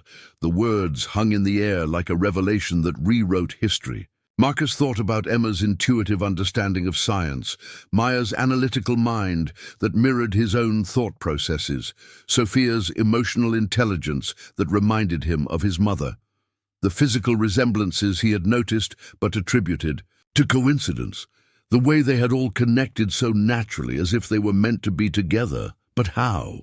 Marcus asked, his scientific mind demanding details, even as his emotional world reeled. Jennifer left Chicago. She said the research wasn't working, that the program was being discontinued. David pulled out another set of documents. According to these records, Dr. Chen continued her research privately after leaving your company. She was convinced that her procedures could work, but she needed to test them under controlled conditions. The girls were apparently her proof of concept. Marcus felt a surge of anger at the thought of Jennifer using his genetic material without his knowledge or consent. But the anger was immediately complicated by an overwhelming sense of wonder. These remarkable children he had fallen in love with, whom he had wanted to adopt and call his daughters, were actually his daughters by blood. What happened to Jennifer? Marcus asked. Why did the girls end up with their grandmother? David's expression grew even more somber. Dr. Chen died when the girls were 2 years old, complications from a cancer that had been in remission during her pregnancy. Before she died, she arranged for the girls to be placed with her aunt, Liu Chen, who raised them as her own grandchildren. And Liu Chen never knew the truth about their conception. The records suggest that Jennifer told her aunt the girls were the result of a relationship with a man who had died in an accident. Liu Chen believed she was raising her grandnieces, the orphaned children of her deceased niece. Marcus sat back, in his chair, trying to process the magnitude of what he had learned. The girls he had rescued from the streets, whom he had grown to love as if they were his own children, were actually his biological daughters. Their meeting in that alley had not been a beautiful coincidence. It had been a reunion 15 years in the making. David, Marcus said slowly, who else knows about this? Currently, just you and me. The records were sealed and difficult to access. I only found them because the adoption investigation required such thorough background checks. Marcus thought about the girls, probably wondering where he was and when he would be home for dinner. How could he tell them that their entire understanding of their identity was based on a story that wasn't true? How could he explain that the man they were learning to call father was actually their biological father, created through procedures they had never consented to by a mother they had never known? "What are my legal options?" Marcus asked. "That's the complicated part," David replied. "Technically, you are their biological father, which gives you natural parental rights. But the circumstances of their conception were irregular, possibly illegal. The girls were essentially created and placed without your knowledge or consent. But they're mine," Marcus said, the possessiveness in his voice surprising him. "Biologically, legally, emotionally, they're my daughters." "Yes, they are. But Marcus, there's something else you need to consider. The girls have been lied to. Their entire lives about their origins. When they learn the truth, it's going to shake everything they believe about themselves and their identity." Marcus thought about Emma's scientific mind, Maya's need for truth and justice, Sophia's emotional sensitivity. Each of them would process this revelation differently, and he had no idea how it would affect their relationship with him or with each other. "Do I have to tell them?" Marcus asked, though he already knew the answer. "They have a right to know the truth about their origins. And practically speaking, this information affects their medical history, their genetic predispositions, their future health decisions. You can't build a family on a foundation of lies, no matter how well-intentioned."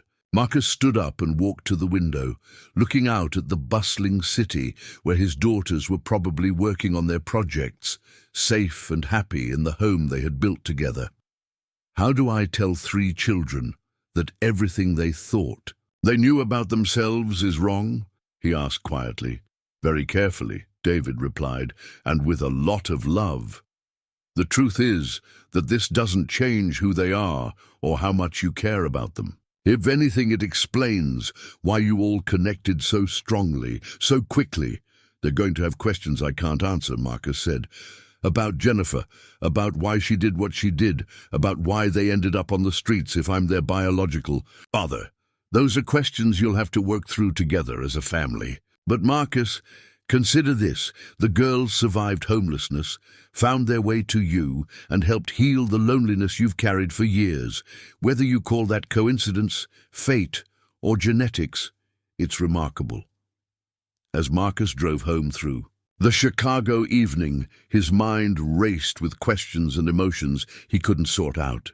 Part of him felt betrayed by Jennifer's actions 15 years ago. Part of him felt grateful that her unauthorized experiments had given him these extraordinary daughters, and part of him was terrified that the truth would destroy the fragile family they had built together. When he pulled into his driveway, he could see the warm light spilling from the windows of his house, their house, and hear the faint sound of voices and laughter from within. Mrs. Walsh would have dinner ready soon, and the girls would want to hear about his day and share stories about their own activities. For tonight, Marcus decided, he would simply be their father, the man who loved them unconditionally and wanted nothing more than to see them happy and safe. Tomorrow, he would begin the difficult process of helping them discover that the story of their family was far more complex and miraculous than any of them had ever imagined. But as he walked toward the front door, Marcus couldn't shake the feeling that their world was about to change in ways that would test everything they had built together. The question was whether their love for each other would be strong enough to survive the truth. Marcus spent 3 sleepless nights wrestling with how to tell his daughters the truth about their origins. He found himself studying their faces during meals, looking for similarities he had previously attributed to coincidence. Emma's habit of drumming her fingers when thinking exactly like his own. Maya's way of tilting her head when analyzing a problem, a gesture he recognized from looking in mirrors. Sophia's laugh, which reminded him so strongly of his mother that it sometimes took his breath away. The girls sensed something was wrong. Children who had survived on the streets developed keen instincts for reading adult emotions, and Marcus's distraction hadn't gone unnoticed. "Dad," Maya said during breakfast on Thursday morning, using the title that still made Marcus's heart skip, "you seem worried about something. Is everything okay with the adoption?" The directness of her question caught Marcus off guard. He had been preparing elaborate speeches and considering family meetings, but Maya's simple inquiry cut straight to the heart of the matter. "There have been some developments," Marcus said carefully, setting down his coffee cup. "Nothing that changes how much I love you three, but some information has come to light that's complicated." Emma immediately looked up from the scientific journal she had been reading over breakfast. Her analytical mind detected the careful phrasing that adults used when they were preparing to deliver difficult news. "What kind of information?" Emma asked, closing the journal and giving Marcus her full attention. Sophia, who had been drawing in her sketchbook, also stopped and looked at Marcus with concern. "Are we in trouble? Did we do something wrong?" "No, sweetheart," Marcus said quickly. "You haven't done anything wrong. None of you have. This is about things that happened before we met, things that none of us knew about." Mrs. Walsh, who had been quietly preparing their school lunches, paused in her work. She had noticed Marcus's distress over the past few days and had been wondering when he would share whatever was troubling him. Marcus took a deep breath, knowing that once he started this conversation, there would be no going back to the simple story they had all believed. "Girls, I need to tell you something about your parents, about who you really are." Maya felt her stomach drop. In her experience, conversations that began this way rarely ended well. "What do you mean, who we really are?" she asked, her protective instincts immediately alert. "You know that I've been working with lawyers to make our family official through adoption," Marcus began. "As part of that process, they had to research your backgrounds very thoroughly, and they discovered some information that changes everything we thought we knew about your history." Emma leaned forward, her scientific mind already trying to hypothesize what Marcus might be about to reveal. "The story your grandmother told you about your parents dying in a car accident," Marcus continued, "wasn't true. She believed it was true, but she had been told a story that wasn't accurate." Sophia's pencil snapped in her grip. "What do you mean our parents didn't die in a car accident?" Marcus looked at each of his daughters, seeing their confusion and a growing anxiety. There was no gentle way to deliver this information. "Your mother was a scientist named Dr. Jennifer Chen. She was a brilliant researcher who worked on fertility treatments for people who couldn't have children naturally. And your father—" Marcus paused, feeling the weight of the moment. "Your father is me." The silence that followed was deafening. The girls stared at Marcus as if he had spoken in a foreign language, their minds struggling to process information that contradicted everything they had believed about themselves. Emma was the first to find her voice. "That's impossible," she said quietly. "You told us you couldn't have children because of your medical condition." "I thought I couldn't," Marcus replied, "and under normal circumstances I can't. But Dr. Chen, your mother, was conducting experimental research into artificial reproductive technologies. She used my genetic material in her experiments without my knowledge." Maya's mind, always quick to grasp complex situations, began piecing together the implications. "You're saying we were made in a laboratory, like test tube babies?" "Something like that, yes. The procedures your mother used were experimental and complex. But the DNA evidence is clear. I am your biological father." Sophia dropped her sketchbook, entirely her young mind reeling. "So you're not adopting us. You're our real dad." "Biologically, yes. But that doesn't change the fact that I didn't know you existed until 5 months ago. I didn't know Jennifer had used my genetic material, and I didn't know she had given birth to you." Emma stood up abruptly, her chair scraping against the floor. "This doesn't make sense. If you're our biological father, how did we end up with Nai? How did we end up on the streets?" Marcus felt his heart breaking as he watched his daughters struggle with information that shattered their understanding of their own identities. "Jennifer died when you were 2 years old. Before she died, she arranged for you to be placed with her aunt, the woman you knew as Nai. Jennifer told her aunt that you were the orphaned children of her deceased niece, the result of a relationship with a man who had died in an accident." "So, Nai didn't know either?" Maya asked, her voice barely above a whisper. "No. She believed the story Jennifer told her. She raised you as her grandnieces, thinking she was caring for the orphaned children of her family." Mrs. Walsh quietly excused herself from the kitchen, recognizing that the family needed privacy for this conversation, but not before giving Marcus an encouraging nod, a silent message that he was handling this difficult situation with appropriate care. Sophia began to cry, not the loud sobs of childhood disappointment, but the quiet tears of someone whose world has fundamentally shifted. "Everything we thought we knew about ourselves is a lie." Marcus moved to comfort her, but Sophia pulled away, needing space to process this overwhelming information. "It's not a lie," Marcus said gently. "Your grandmother's love for you was real.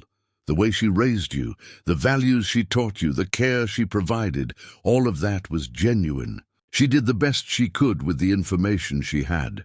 Emma began pacing, her mind working through the scientific implications. "If you're our biological father, then your medical condition, your genetic predispositions, those could affect us too." "Possibly," Marcus acknowledged. "That's something we'll need to explore with medical professionals. But Emma, my condition doesn't define who I am, and it won't define who you become." Maya, who had been silent through this exchange, finally spoke. "The way we met," she said slowly, "in that alley behind the coffee shop. Was that planned? Did you know who we were?" "Absolutely not," Marcus said firmly. "I had no idea you existed. Meeting you was complete chance, or fate, depending on how you look at it. I was walking that morning because I couldn't sleep, thinking about an article I'd read about homeless children. I had no idea I was about to meet my own daughters." "But once you found out," Emma said, her analytical mind following logical progressions, "once you learned we were your biological children, did that change how you felt about us?" The question hit Marcus like a physical blow. His daughters were asking whether his love for them was conditional on genetics, whether their relationship was based on biology rather than genuine affection. "No," Marcus said emphatically. "Finding out you're my biological daughters explained why we connected so naturally, why it felt like we belonged together from the beginning. But I loved you before I knew the truth about our relationship. I chose to be your father before I learned I already was your father." Sophia looked up at Marcus through her tears. "Are you going to send us away now? Now that you know you're real, daughters were created in a laboratory by someone who didn't ask permission." Marcus felt his own eyes filling with tears. These remarkable children, who had already endured so much loss and uncertainty, were afraid that this revelation would cost them the family they had finally found. "Never," Marcus said, kneeling down to Sophia's level. "You are my daughters in every way that matters. Biology, choice, love, commitment, all of it. Nothing could make me send you away." Emma stopped pacing and fixed Marcus with her penetrating stare. "What about Dr. Chen, our mother? What was she like?" Marcus considered how to describe Jennifer, the brilliant, driven woman who had made choices that resulted in these extraordinary children, but had also violated his consent and autonomy. She was brilliant, Marcus said honestly. One of the most intelligent people I've ever known. She was passionate about her research, convinced that she could help families have children when traditional methods failed. But she was also... Marcus paused, choosing his words carefully. She was willing to cross ethical boundaries that other scientists wouldn't cross. "Did you love her?" Maya asked quietly. "I thought I did, 15 years ago. But our relationship ended when I learned about my medical condition.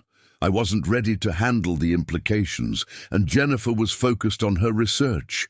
We went our separate ways." "And she never told you about us," Emma observed. "No. I don't know if she planned to tell me eventually, or if she intended to keep it secret forever. She died before I could ask those questions." The girls sat in contemplative silence, each processing this information through their own emotional and intellectual filters. Marcus watched them struggle with questions that adults twice their age would find difficult to navigate. "What happens now?" Maya finally asked.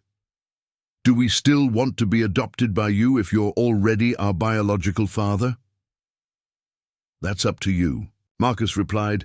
"Legally, I have parental rights because of the biological relationship, but I want our family to be based on choice, not just genetics. I want you to choose to be my daughters, and I want you to know that I choose to be your father."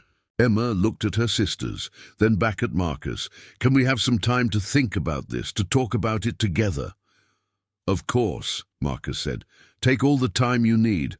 And remember, no matter what you decide, I'm here for you.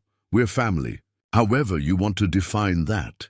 As the girls retreated to their shared sitting area, Marcus remained in the kitchen, feeling the weight of everything that had just been revealed. He had given them the truth, but he had no idea how they would choose to move forward with that knowledge. Mrs. Walsh quietly returned to the kitchen, placing a gentle hand on Marcus's shoulder. "That was well done," she said softly.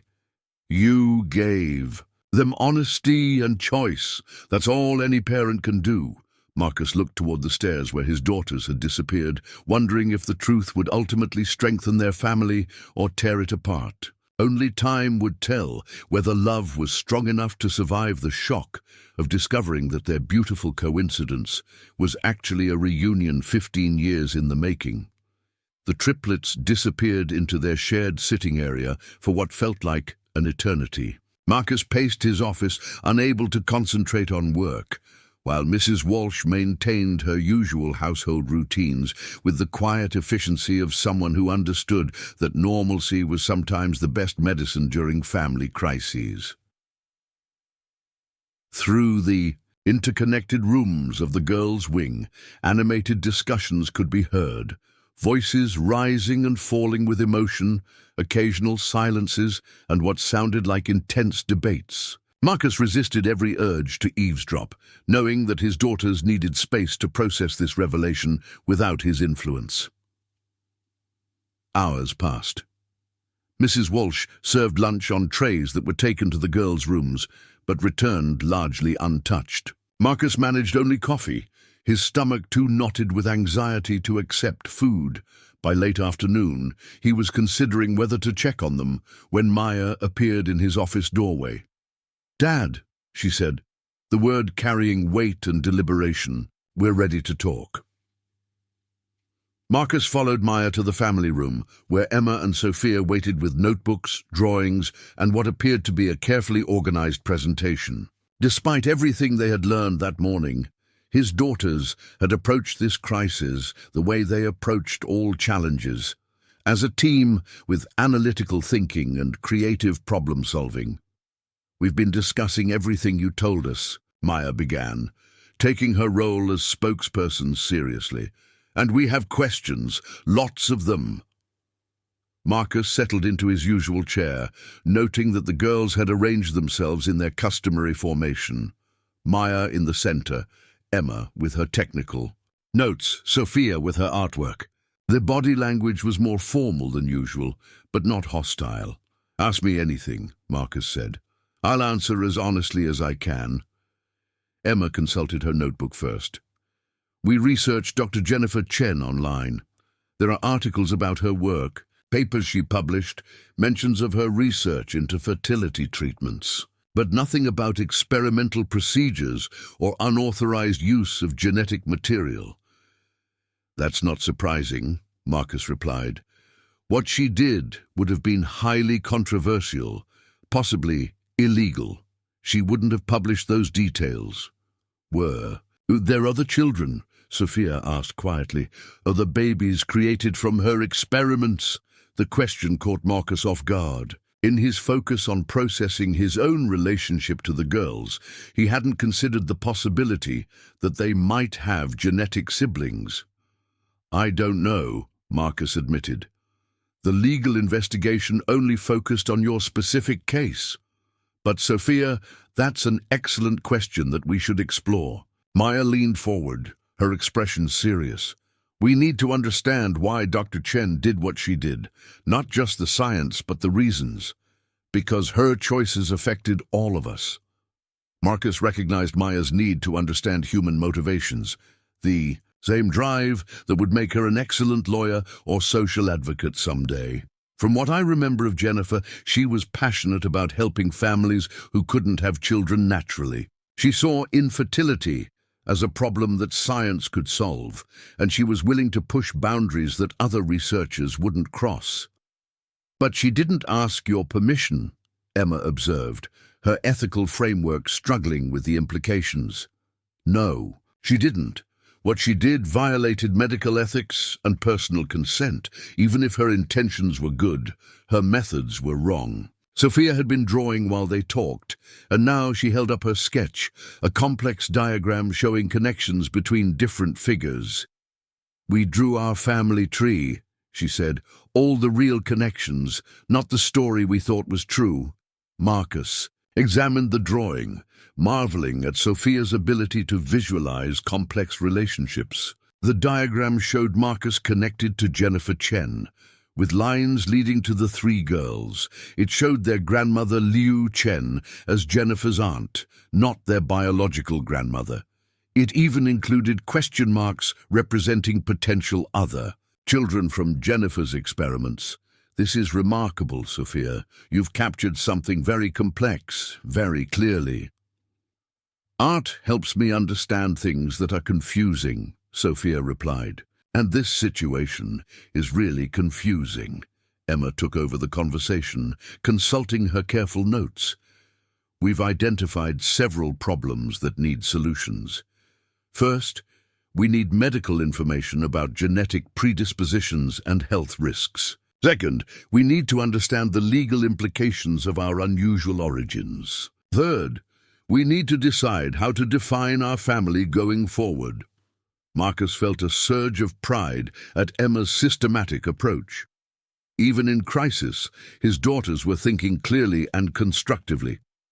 And fourth, Maya added, we need to figure out how to trust each other when our whole relationship started with secrets that none of us knew about.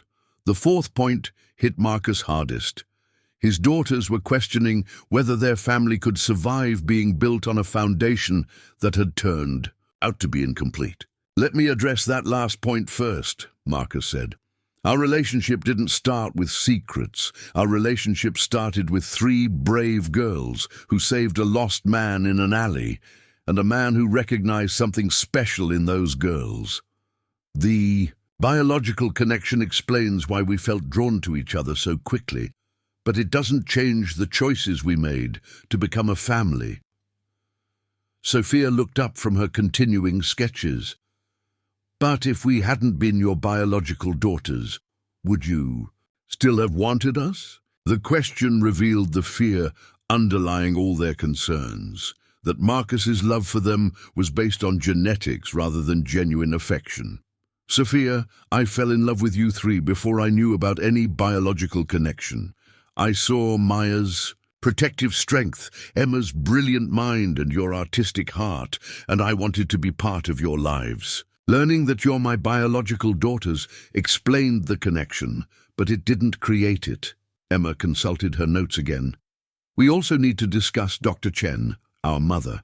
We never knew her, but her choices created us and brought us together.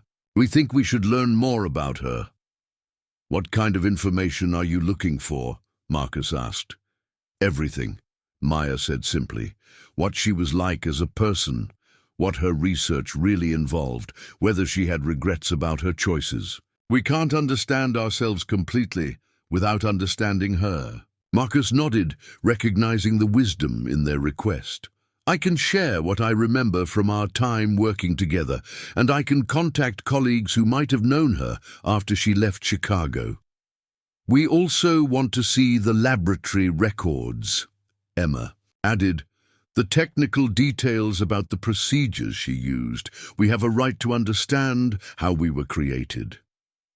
"And we want to visit her grave," Sophia said quietly. "If she has one. We want to say goodbye to the mother we never met, and thank her for making our lives possible, even if her methods were wrong." Marcus felt his throat tighten with emotion. These remarkable children, faced with earth-shattering revelations about their origins, were responding with grace, curiosity, and forgiveness that many adults would struggle to achieve. "We can arrange all of that," Marcus promised. "Whatever. You need to understand your history and feel complete as individuals and as our family." Maya looked at her sisters, and they shared one of their silent conversations. Finally, Maya turned back to Marcus. "We have a decision to make about the adoption," she said. "Legally, you're already our father because of biology, but we want the adoption to go through anyway." Marcus looked puzzled. "Why?" "Because," Emma explained, "we want to choose to be your daughters, not just be your daughters by accident. The adoption means we're choosing each other." "It's like getting married," Sophia added. "People who are already committed sometimes have ceremonies to make it official and public. The adoption is our family ceremony." Marcus felt tears starting to form. His daughters had taken a situation that could have destroyed their family and instead found a way to make their bonds even stronger. "There's something else," Maya continued. "We want to change our name." "From Chen to Anderson?" Marcus asked. "No," Emma said, consulting her notes. "We want to be Maya, Emma, and Sophia Chen Anderson. We want to honor both our biological mother and our chosen father. And we want you to take the name too," Sophia added. "Marcus Chen Anderson, because families should share names, and our mother's family deserves recognition too." Marcus stared at his daughters, overwhelmed by their thoughtfulness and emotional intelligence. They had found a way to honor their complex history while building their chosen future. "I would be honored to share that name with you," Marcus said quietly. Over the following weeks, the Chen Anderson family embarked on a journey of discovery that brought them closer together while helping them understand their unique origins. They visited Dr. Jennifer Chen's laboratory records, held now in the university archives. Emma studied the technical procedures with fascination and growing respect for her mother's scientific innovation, even while acknowledging the ethical problems with her methods.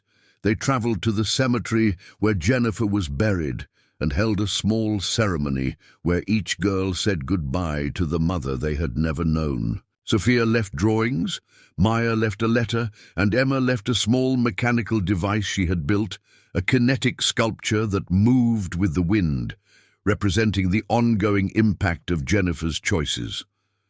The medical consultations revealed that while the girls had inherited some of Marcus's genetic predispositions, they had also inherited beneficial traits from their mother's genetic line. Most importantly, they were healthy, strong, and showed no signs of the hormonal condition that had affected Marcus's fertility.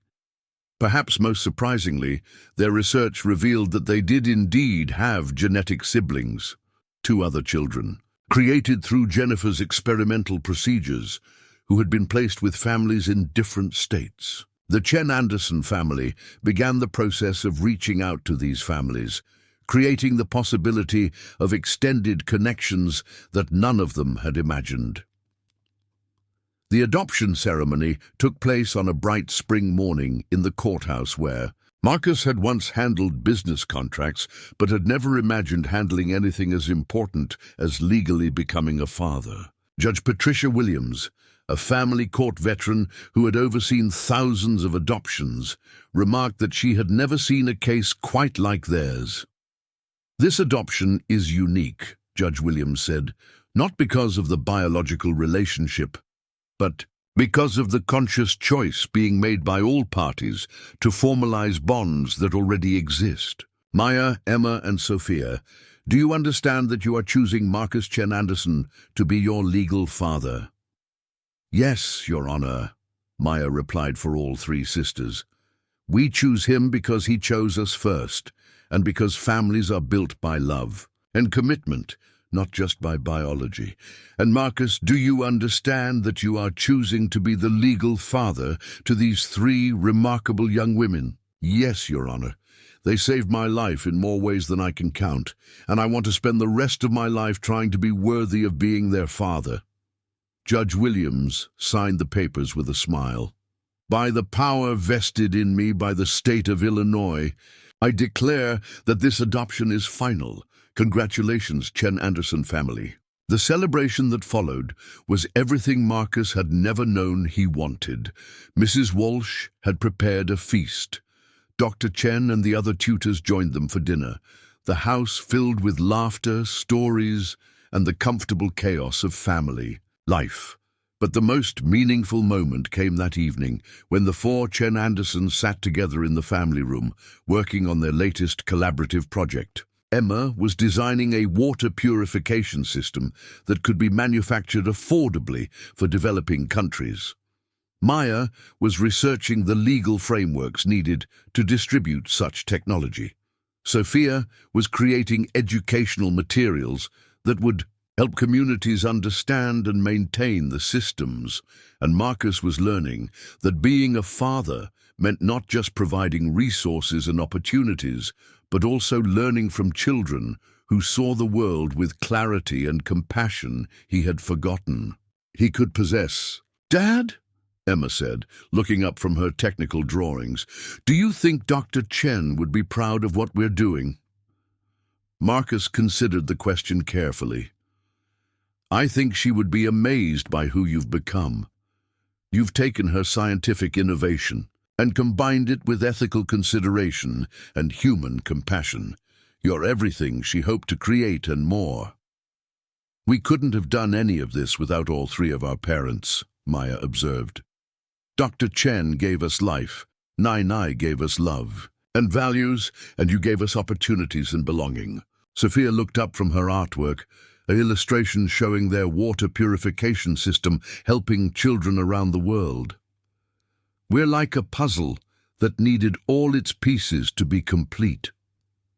As night fell over the Lake Forest mansion that had become a home, the Chen Anderson family continued working together, their individual talents woven into shared purpose. They had discovered that families aren't just born or made. They're chosen, built and rebuilt through daily decisions to love, support, and believe in each other.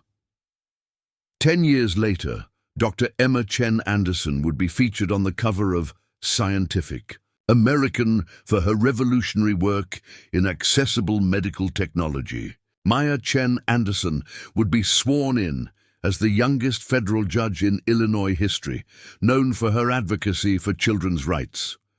Sophia Chen Anderson would publish her first children's book, a story about three sisters who discovered that love makes every family magical, and Marcus Chen Anderson would look back on that snowy December morning when three homeless girls had called to him from an alley and realize that sometimes the greatest scientific breakthrough is discovering that families can be created not just in laboratories, but in moments of choice, courage, and unconditional love.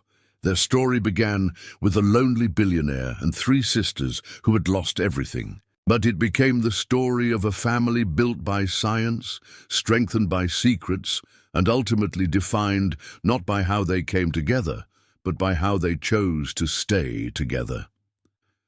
In the end, they learned that the most shocking family secret of all was. How perfectly they belonged to each other, no matter how impossible the odds of their reunion had seemed. Love, they discovered, was the strongest force in any universe, more powerful than genetics, more lasting than circumstance, and more miraculous than any scientific breakthrough. The Chen Anderson family had found each other across impossible odds, survived the shock of their true origins, and chosen to build their future together. They had proven that the best families aren't born. They're built, one choice at a time, one day at a time, one act of love at a time. And sometimes, if you're very lucky, science and love work together to create something that neither could achieve alone. A family that was always meant to be. Up next, you've got two more standout stories right on your screen. If this one hit the mark, you won't want to pass these up. Just click and check them out. And don't forget to like, subscribe, and turn on the notification bell so you don't miss any upload from us.